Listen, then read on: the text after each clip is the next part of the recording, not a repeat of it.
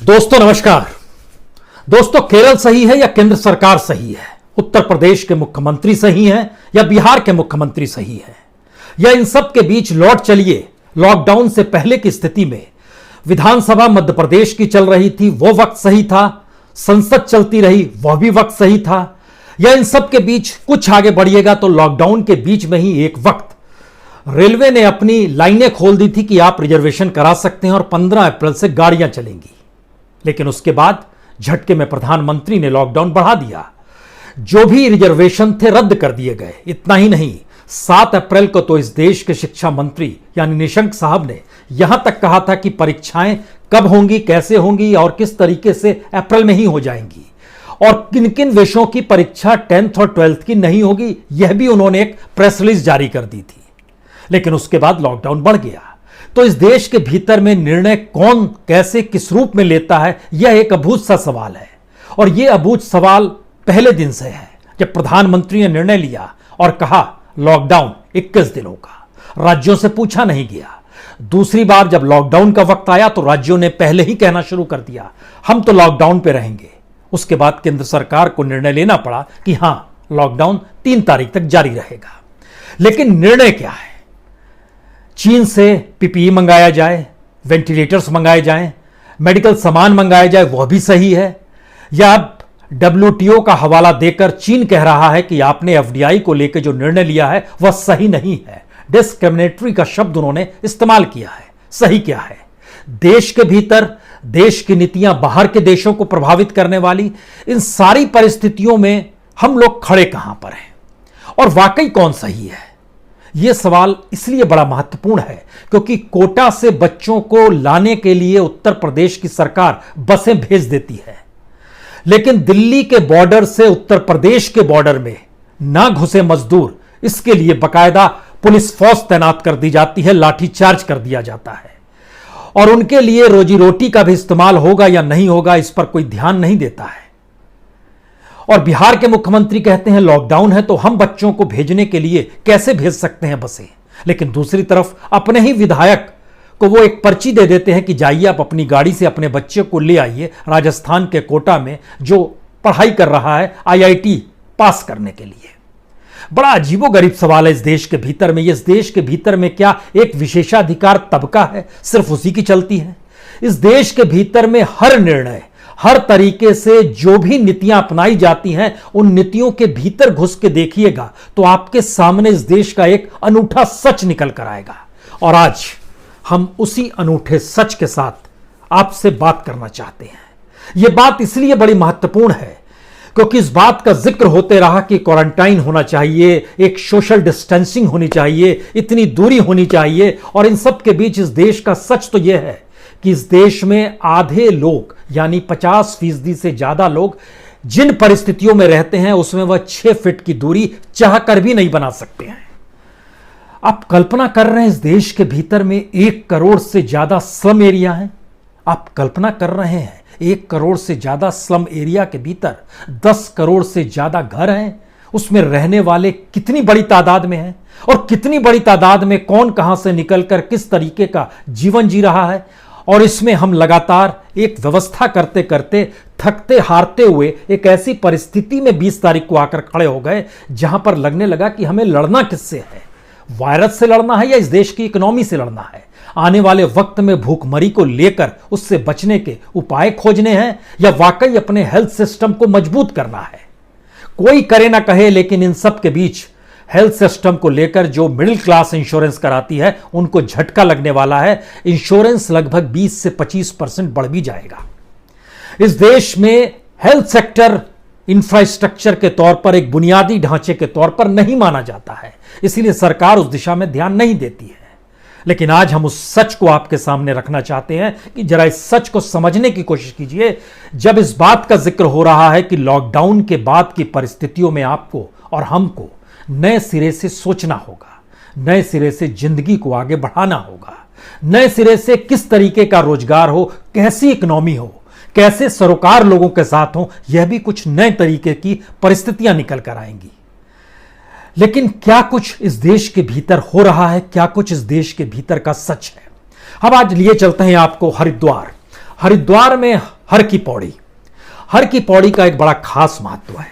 वहां पे तमाम धार्मिक अनुष्ठान के लिए और एक लिहाज से मुक्ति के लिए उसका एक विशेष महत्व है। हर की पौड़ी के बारे में एक रिपोर्ट आई है। यह रिपोर्ट उत्तराखंड पर्यावरण संरक्षण व प्रदूषण कंट्रोल बोर्ड की यह रिपोर्ट है। उस रिपोर्ट की कॉपी हमारे पास है। उस रिपोर्ट में कहा गया है कि अब आप हर की पौड़ी का पानी पी सकते हैं। सिर्फ आपको इतना करना होगा, क्लोरीन की एक गोली वहां पर मिलाइए और पानी पी लीजिए। इसको कहा जाता है ए कैटेगरी का पानी। यानी उत्तर प्रदेश से कटकर जब उत्तराखंड बना था सन 2000 में, यानी 20 साल पहले, तब भी हर की पौड़ी का जो पानी था वह बी क्लास में आता था और अब वह ए क्लास में है। वहां पर इतना साफ पानी मिल रहा है और वहां से लेकर ऋषिकेश तक के बारे में जो रिपोर्ट निकल कर आई है उसमें अब आप पानी पी सकते हैं। जबकि इस 20 बरस के दौर में क्लास ए से लेकर क्लास डी तक की स्थितियों को हर किसी ने देखा और क्लास ए कहीं था ही नहीं। ये पानी का क्लास होता है। इसमें होता है कि जो मानव मल है, जिसको आप कह सकते हैं फेसिल कैलिफॉर्म कहते हैं, यह लगभग 34% कम हो गया। नहाना खत्म हो गया, उसमें गाद गिरनी खत्म हो गई और जो बायोकेमिकल ऑक्सीजन डिमांड होता है उसमें भी 20% की कमी आ गई है। इसका मतलब यह हो गया कि अब वहां का पानी पीने की स्थिति में आ गया है। कल तक वो नहाने तक की स्थिति में नहीं था, आज पीने की स्थिति में आ गया है। और क्लास ए का मतलब यह भी होता है कि जो पीएच बैलेंस होता है वह 6.5 to 8.5 के बीच में रहना चाहिए, अन्यथा उसका असर नहाते वक्त स्ट्रेस पड़ता है बॉडी पर और एक अलग अलग बीमारियां होती हैं स्ट्रेस के जरिए। तो जो एडुकेट डिसॉल्व ऑक्सीजन होता है वह 6 mg 1 लीटर में होना चाहिए। इससे पहले वह 5 mg से भी कम था। कमाल हो गया ना। अब गंगा का पानी पीने लायक हो गया और गंगा अब उस शुद्ध स्थिति में आ गई जिस शुद्ध स्थिति की कल्पना नरेंद्र मोदी ने की थी 2014 में। प्रधानमंत्री बनने से पहले मां गंगा ने बुलाया है और फिर प्रधानमंत्री बनने के बाद जब वो बनारस पहुंचे थे तो उन्होंने कहा था कि मां गंगा को साफ करने के लिए ही मुझे लगता है यहां पर भेजा गया है। और उससे पहले याद कीजिएगा तो 1985 राजीव गांधी, उस समय भी गंगा के सफाई के लिए एक एक्शन प्लान बना था। अब जरा कल्पना कीजिए, जो काम 35 साल में नहीं हो पाया वो 35 दिन में कैसे हो गया। और इन 35 सालों में यानी 1985 से लेकर 2020 तक हो क्या रहा था, कितना पैसा खर्च किया जा रहा था, किन किन योजनाओं पे खर्च किया जा रहा था। तो क्या यह दृष्टिबोध किसी को नहीं था कि जिस तरीके से इन 35 दिनों में गंगा का पानी पीने लायक हो गया, तो इन 35 साल में ऐसी स्थिति लाने के लिए हमें अपनी योजनाओं को भी उसी तरीके से इंप्लीमेंट करना चाहिए था। इसका मतलब है नहीं था। अलग अलग योजनाएं, अलग अलग तरीके से पैसा खर्च और उसकी पूरी फेहरिस्त जो है वो बड़ी चौंकाने वाली है। क्योंकि इस दौर में तो देखिए, मनुष्य नहीं जा रहा था गंगा में नहाने के लिए, डुबकी लगाने के लिए, बहुत कम लोग जा रहे थे। जो हाइड्रो पावर प्लांट्स थे वह भी कुछ जगहों पर बंद थे। जो माइनिंग का काम था वो पूरे तरीके से बंद था। इंडस्ट्रियल वेस्ट जो था वो नहीं हो रहा था। यानी विकास का पागलपन अगर रुक जाए तो गंगा भी साफ हो सकती है क्या? एक सवाल ये जहन में रखिएगा, क्योंकि हम आपके सामने उस स्थिति को भी रखना चाहते हैं कि ये जो डेवलपमेंट का पागलपन है वह इस देश के भीतर में चंद हथेलियों पर नाचने वाला पागलपन है, जिनके पास सारी संपत्ति, पूंजी, संसाधन सब कुछ रहता है। लेकिन उससे पहले उस सफर पे आपको जरा सा ले चलें जिस सफर का हमने 1985 से जिक्र किया। राजीव गांधी के काल को अटल बिहारी वाजपेयी के काल में आके ब्रेक लगाया गया था। 31 मार्च 2000 में ब्रेक लग गया था, जो गंगा कार्य योजना थी, लेकिन खर्च हो गया था 901 करोड़ 75 लाख रुपए। इन 15 सालों में खर्च हुए थे। उसके बाद 20,000 करोड़ का एक प्लान मौजूदा वक्त की सरकार यानी मोदी सरकार भी लेकर आई। इन्होंने बताया, इन्होंने तकरीबन जो खर्च किया वो 7,307 करोड़ रुपए खर्च कर दिए हैं। इन सब के बीच वर्ल्ड बैंक ने भी लगभग $1 बिलियन, आज की स्थिति में देखें तो लगभग 7,653 करोड़ रुपए वर्ल्ड बैंक ने भी दिए, वो भी खर्च हो गए। जब पूरा मिलाइएगा 1985 से लेकर 2020 तक 22,000 करोड़ रुपए खर्च हो गए। और 22,000 करोड़ रुपए खर्च होने के साथ इस देश के भीतर में गंगा साफ उतनी नहीं हो पाई जो इन 35 दिनों में हो गई।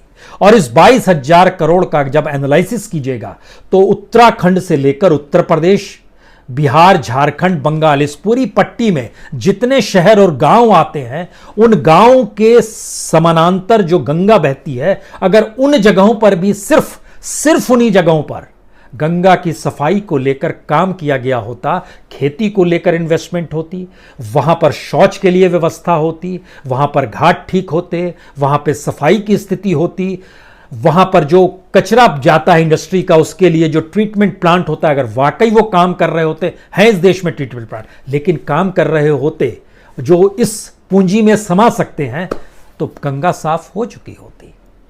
यह संदेश अजीबोगरीब है जब हम आपसे इस बात का जिक्र कर रहे हैं, क्योंकि 22,000 करोड़ रुपए का जब हमने आकलन शुरू किया कि आखिर खर्च किस किस चीज पे ये लोग करते रहे और क्या क्या खर्च करते रहे और क्यों नहीं देखा गया। इतना ही नहीं, बकायदा जो नीरी है, जो नागपुर में जिसका हेडक्वार्टर, जो कि वैज्ञानिक तरीके से आकलन करती है, उसका भी यह मानना है कि दरअसल गंगा का पानी ब्रह्मदत्त द्रव्य की तरह है, यानी ये कोई औषधीय गुण इसमें रहते हैं, यानी कोई पौराणिक मान्यता नहीं है। उसने साइंटिफिक तरीके से 3 मौसमों का अध्ययन किया और उसके बाद इसकी जानकारी दी।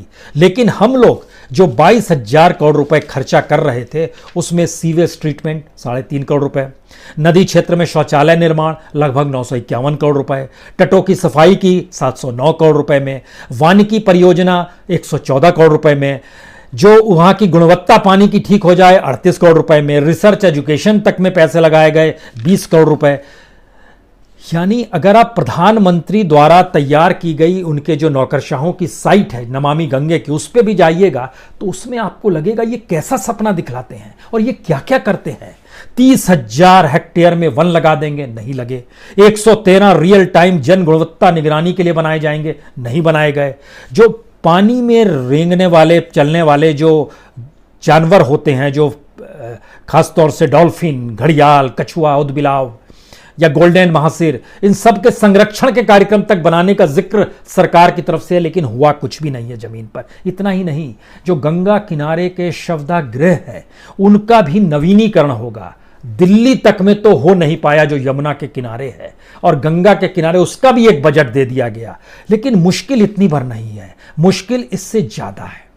इसलिए ज्यादा है क्योंकि जब हम इस डेवलपमेंट के प्रोसेस में आते हैं तो हमारे जहन में सवाल आता है, ये सरकारें पैसा यूं लौटाती है या पॉलिसी बनाती है या कुछ भी नहीं करती है। और अब जब ऐसी परिस्थिति से देश गुजर रहा है, जिसके बाद इकोनॉमी कैसी होगी, किस रूप में होगी, कोई नहीं जानता है, सरकार भी नहीं जानती है, और खुद प्रधानमंत्री भी इस बात का जिक्र कर रहे हैं कि नए तरीके से सोचना होगा। लेकिन कैसे सोचेंगे ये? वही पॉलिटिक्स, वही सत्ता, वही नियति रहेगी इनकी। क्योंकि जब हमने देखा तो इतना ही नहीं, गंगा साफ नहीं हो रही है, और गंगा साफ हो रही है इसके लिए भी सरकार विज्ञापनों पे खर्च करती है।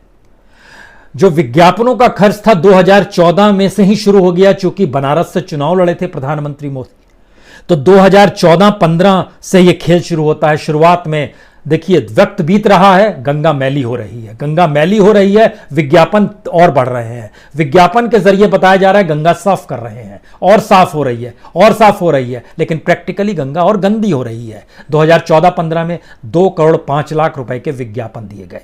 अगले साल 3 करोड़ 34 लाख रुपए के विज्ञापन दिए गए। 2016-17 में 6 करोड़ 80 लाख रुपए के विज्ञापन दिए गए। 17-18 में यह और बढ़ गया, 11 करोड़ 7 लाख रुपए के विज्ञापन दिए गए। उसके बाद चुनाव का वक्त आ गया। चुनाव से ठीक पहले के 8 महीने में, 1 साल भी पूरा नहीं हुआ था, लगभग 13.5 करोड़ रुपए के विज्ञापन दिए गए गंगा के नाम पर।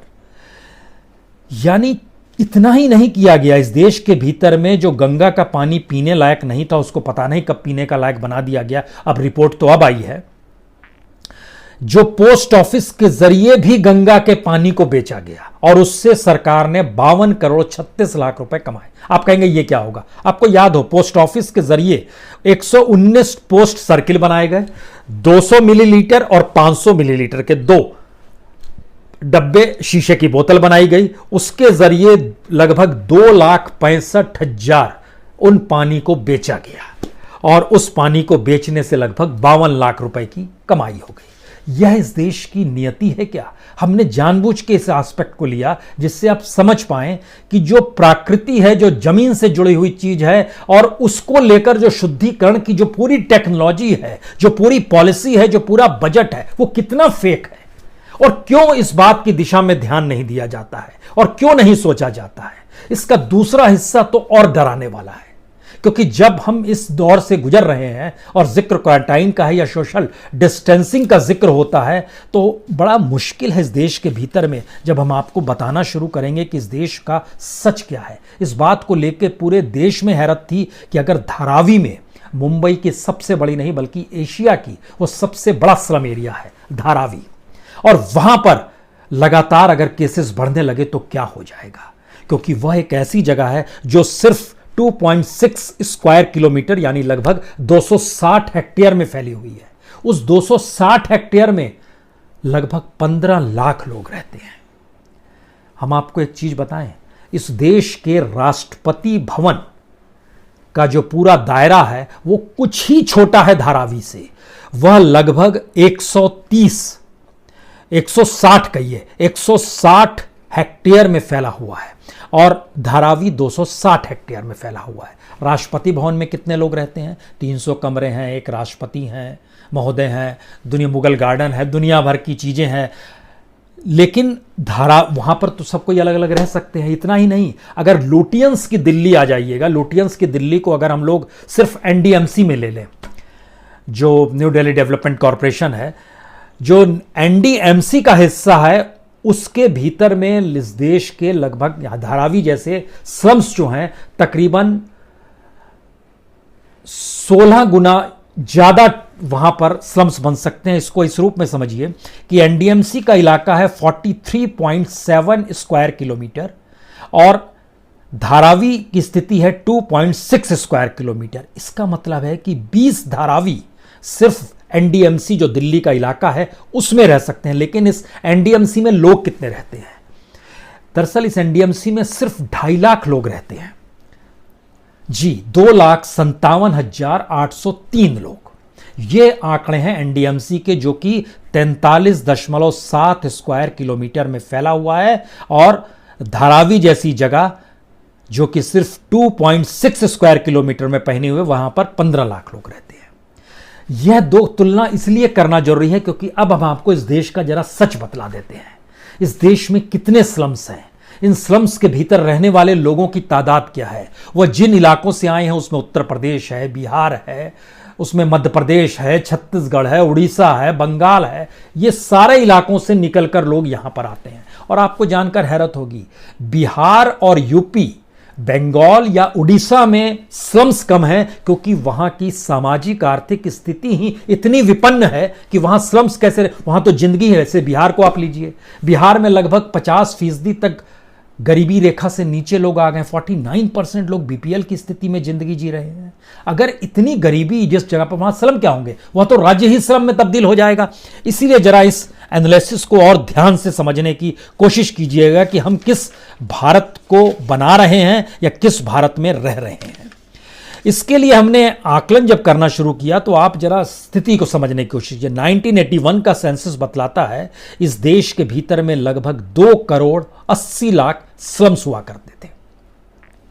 2001 का आंकड़ा बताता है कि लगभग 6 करोड़ स्लम्स हो गए, 3 गुना बढ़ गए 20 साल के भीतर में, 81 से 2001 तक। और आज जब हम आपसे बात कर रहे हैं 2018 में, इसके बीच में 2011 का सेंसस भी ले आइए, उसको भी लाइएगा, तो तकरीबन उस समय इस देश के भीतर में 6,60,00,000 स्लम्स थे। और मौजूदा वक्त में जब हम आपसे बात कर रहे हैं तो 2018-19 तक का डाटा आया है जो Tata institute of social science ने रखा है। उसका कहना है भारत के भीतर में 10,40,00,000 स्लम है। आप कल्पना कर रहे हैं 10,40,00,000 स्लम्स, इतने हाउसहोल्ड्स में इतनी बड़ी तादाद में लोग वहां पर रहते हैं। और इस स्थिति में मुंबई जैसी जगह में, सिर्फ मुंबई के भीतर में धारावी जैसी जगह में हमने 15 लाख का जिक्र किया, लेकिन मुंबई के स्लम में रहने वालों की तादाद तकरीबन 75 लाख है। 75 लाख लोग स्लम में रहते हैं। उसके अलावा छोटी छोटी स्थिति को छोड़ दीजिए, दिल्ली जैसी जगह में 2018 का आंकड़ा हम आपको बता रहे हैं 37 लाख लोग स्लम में रहते हैं। और अगर पूरे महाराष्ट्र का एक डेवलपमेंट हुआ है इंडस्ट्री वाइज, आज तो वहां पर खुल भी गया, और इंडस्ट्री खुलते ही जो ट्रकों की मारामारी थी, कई जगहों पर जाम लग गया, जो एमआईडीसी का इलाका था वहां पर जाम लग गया, ये सारी स्थिति एक अलग है।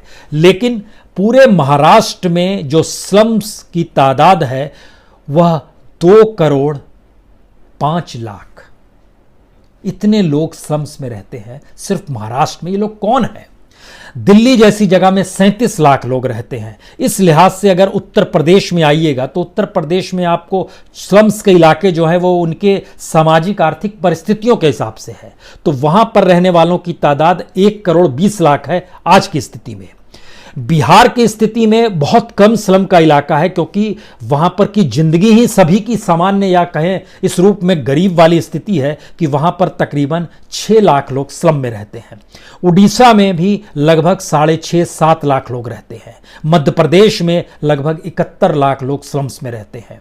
ऐसा नहीं है कि गुजरात में नहीं रहते हैं। गुजरात में 2011 के सेंसस में आया था लगभग 46 लाख लोग स्लम्स में रहते हैं, और 2018 का आंकड़ा है 52 लाख लोग स्लम्स में रहते हैं।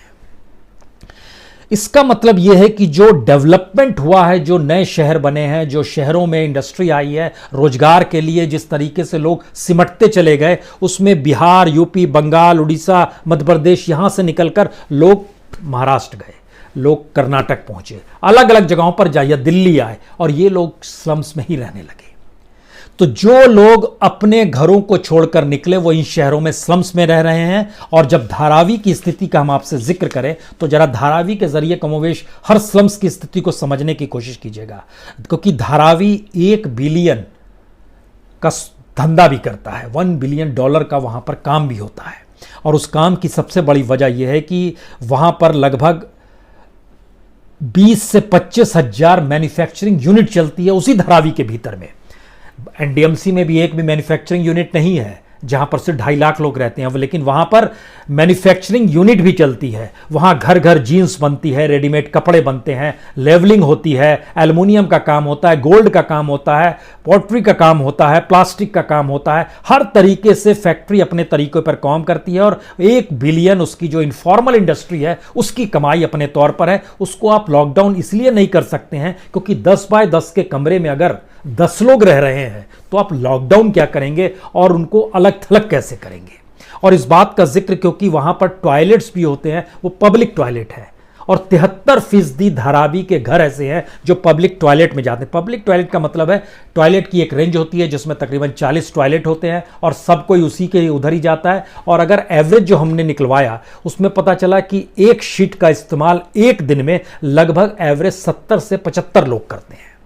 यह है इस देश के स्लम्स का हाल।